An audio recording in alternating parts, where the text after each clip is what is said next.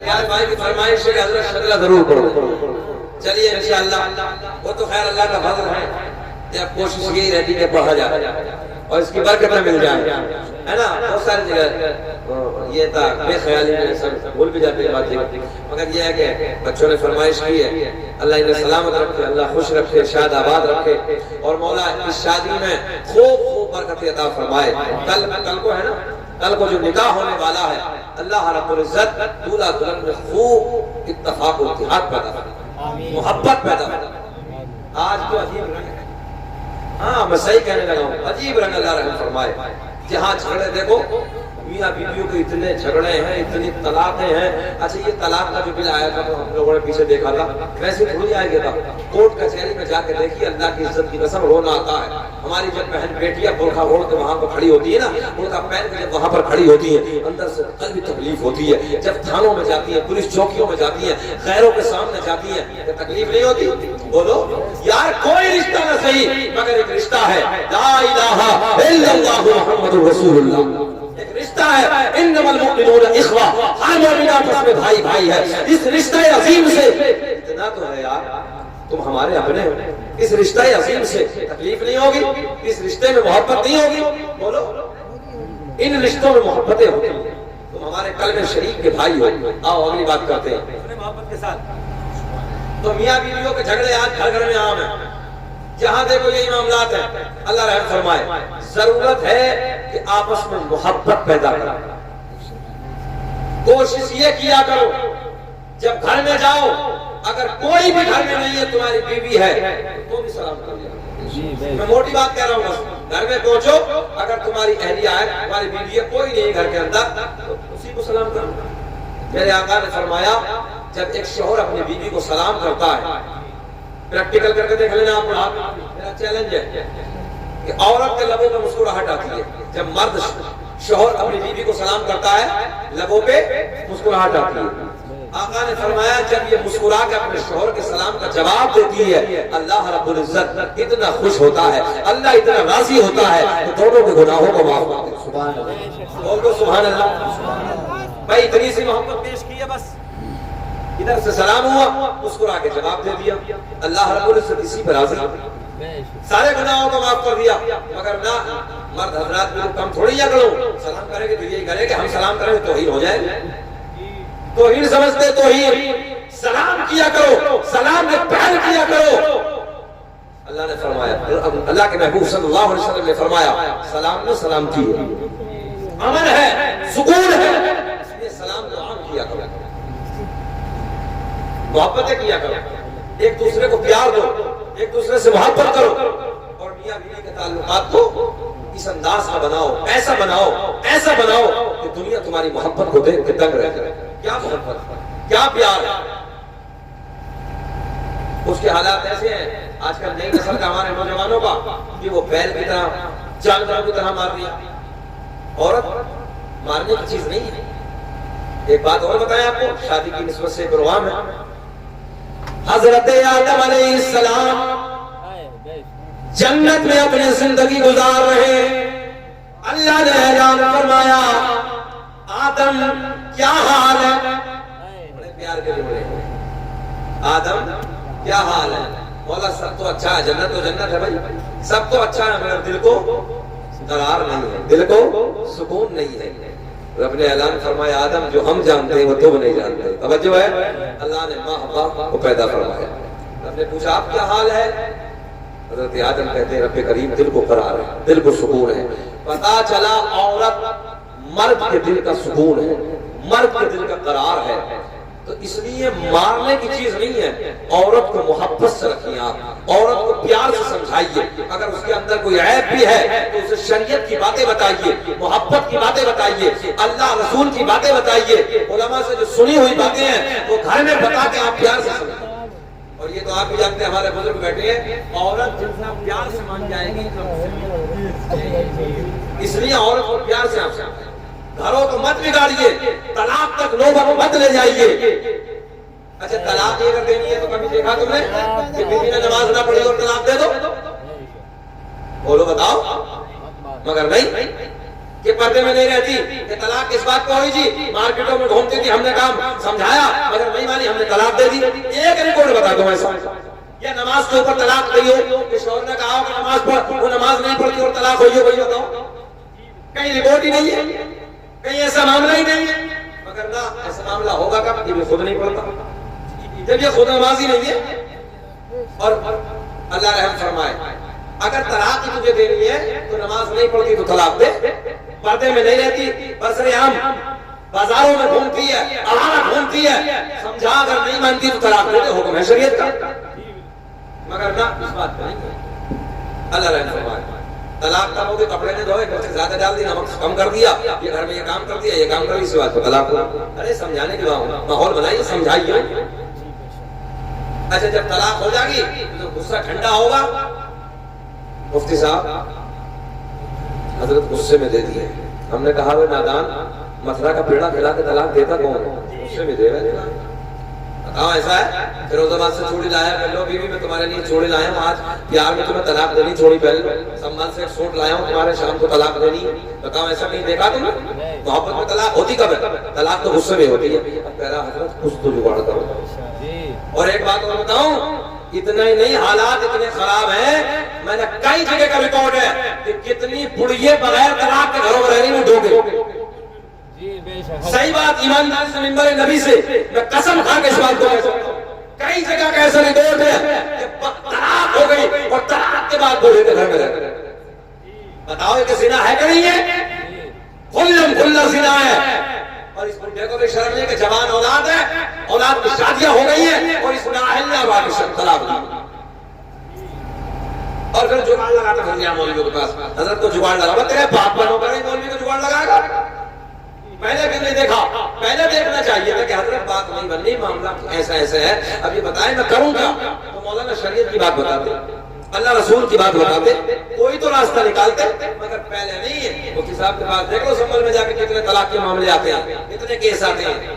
اس لیے بیویوں سے پیار کرو، بیویوں سے محبت کرو، اور یہ تمہارے نبی کی سنت ہے. میرے کریم آقا جس ہڈی کو اپنے منہ سے چوستے تھے، پیار سے امی عائشہ اسی ہڈی کو آقا کے دستے کرم سے لینے کے بعد اپنے منہ سے چوسنا شروع کر دیتی ہیں. اور جس ہڈی کو امی عائشہ چوس رہی ہے، آقا کے دستے کرم سے ایسے لے کے میرے نبی اس ہڈی کو چوستے ہوئے نظر. مٹی کے جس پیالے سے آقا جہاں منہ لگا کے پانی پیتے تھے، وہیں سے امی عائشہ اپنا منہ لگا کے پانی پیتی تھی. اور جہاں سے امی عائشہ منہ لگا کے پانی پیتی تھی، وہیں سے میرے آقا پانی پیتے ہوئے نظر آ رہا. یہ محبت ہے، یہ پیار ہے. یہ اس لیے کہ تمہارے گھروں میں بگاڑ نہ ہو، تمہارے گھروں میں جھگڑے نہ ہو، تمہارے گھروں میں طلاق کی نوبت نہ ہو. مگر اللہ رحم فرمائے، آج دل دکھتا ہے، اندر سے طبیعت دکھتی ہے. لوگوں محبت پیدا کرو. لڑکا ہے تمہارا بھیا سو رہا تھا، اب بتاؤ کچھ بات بتا دیتے تو وہ بھی بیچارہ ہو گیا. کیا کریں بتاؤ؟ یہ ہے کہ آج شادی کی یہ ہے کہ یہ رات ہے مہینے کی، تو کم سے کم یہاں بیٹھے ہوئے ہوتے کچھ باتیں بتاتے ہے نا. میاں بیوی سے زندگی کیسے گزارنی چاہیے، کیسے معاملات ہونے چاہیے، تو اس بچے کو بتاتے آنے والی زندگی کو. نئی نسل کے جتنے بچے ہیں ان میں بگاڑ ہے. اللہ رحم فرمائے. خیر حضرات درود پاک پڑھیں. اللہم صلی علی سیدنا و مولانا محمد بارک صلی علیہ صلاۃ و سلام علیک یا رسول اللہ، صلی علیہ صلاۃ و سلام علیک یا حبیب اللہ. جانے کائنات بڑی تیزی سے سمیٹنے لگا. میرے کریم آقا ایک دن امی عائشہ کی گود میں اپنا سر جو ہے سر انور رکھنے کے بعد آرام فرما رہے ہیں. گود کس کی ہے؟ سرکار کی بیوی، ہم مومنوں کی ماں امی عائشہ کی گود ہے. سر کس کا ہے؟ حسنین کے نانا کا. بول دو سبحان اللہ. ہمارے آپ کے نبی کا سر ہے، ایسے گود میں امی عائشہ کی گود میں رکھا ہے. آقا آرام فرما رہے ہیں. جو ہے ذرا پڑے سونے جملے پہنچانے لگاؤ. آقا آرام فرما رہے ہیں اور ایسے انگلیوں سے نا امی عائشہ ایسے زلفوں کو سنوار رہی ہیں، ایسے کنگھی فرما رہی ہیں اپنے سوڑے محبوب کے سر میں نا ایسے کنگھی فرما رہی ہیں. اور بڑے پیار میں کہتی ہے، مصر کی عورتوں نے حضرت یوسف کو دیکھا، جو ہے ان کے حسن کو دیکھنے کے بعد اپنی انگلیوں کو کاٹ ڈالا. پتہ نہ چلا، کاش میرے محمد کے چہرے کو دیکھ لیتی، انگلیوں کو نہیں بلکہ دلوں کو کاٹ کے ہاتھ پہ رکھ لیتی. کاٹ کے ہاتھ پہ رکھ لیتی ہیں. ایسا ہے میرا سونا محمد. یہ کون ہے؟ امی عائشہ نبی کی بیوی. بالکل ہندی میں بات کرنے لگا ہوں. کس کی تعریف کر رہی ہیں؟ اپنے شوہر. سبحان اللہ. سیدھی بھاشا میں اپنے شوہر کی. پتا چلا شوہر کی تعریف کرنا امی عائشہ کی سنت ہے. شوہر کی تعریف کرنا نبی کی بیوی کی سنت ہے. اور آج کے حالات بس رحم فرمائے. شوہر کے سامنے دوسروں کی تعریف کر رہی ہے بیٹھے بیٹھے. دوسروں کے گانے گا رہی ہے, دوسروں کے گیت گا رہی ہے. اللہ رحم فرمائے. ایسے ایسے معاملات آج سننے کو مل رہے ہیں. ہر کسی جتنے ہمارے بھائی بیٹھے ہیں ادھر ہم سب بیٹھے ہیں. ضرورت ہے کہ بیٹیوں کو سمجھائیے, ضرورت ہے کہ حالات بدلیے, تربیت کا ماحول پیدا کریے گھروں کے اندر. باپ کو چاہیے وہ بیٹھ کے اپنی بیٹی کو سمجھائے, بھائی کو چاہیے کہ وہ بیٹھ کے اپنی بہن کو سمجھائے, ماں کو چاہیے کہ وہ بیٹھ کے اپنی بیٹی کو سمجھائے. جب جب بیٹی پر بگڑتی ہے, حالات اس کے بگڑتے ہیں, یاد رکھنا گھر میں 80% اس میں کمی ماں کی ہوتی ہے. اس کی کمی ہوتی ہے. میں نے ہمیشہ اسٹیجوں پہ کہا ہے, جب جب گھر کی بیٹی کا ماحول بگڑے گا اس میں دو کا ہاتھ ہوگا, یا تو ماں کا ہاتھ ہوگا یا بڑی بھابھی کا ہاتھ ہوگا. اور دونوں کو یہ چاہیے, بڑی بھابھی کو بھی چاہیے کہ وہ تیری نند ہے, تیری عزت ہے, تیرا وقار ہے. تجھے چاہیے کہ تیرے اگر شوہر کی ناک کٹے گی تو تیری عزت نہیں جا رہی ہے. یا تو نہیں چاہتی کہ میرا شوہر عزت دار رہے, تو نہیں چاہتی کہ میرے شوہر کی نظریں اونچی رہے. مگر اللہ رحم فرمائے بھابھیوں کے بھی 80% حالات ہیں کہ نندوں کو بگڑا. ماں کو سارے کرتوتوں کا پتا ہوتا ہے. آج تم نہیں دیکھ رہے, بریلی شریف میں کچھ دنوں پہلے تم نے سوشل میڈیا پہ نہیں دیکھا, وہ بچی مذہب اسلام کو چھوڑ کے چلی گئی, دوسروں کے گھروں میں چلی جا رہی ہے. آج کالجوں سے ہماری بیٹی کہاں سے کہاں چلی جا رہی ہے. ہمارے مسلمان بڑے بڑے کروڑ پتی ہیں, اربوں خربوں پتی ہیں, مگر کوئی کالج بنانے کے لیے تیار نہیں.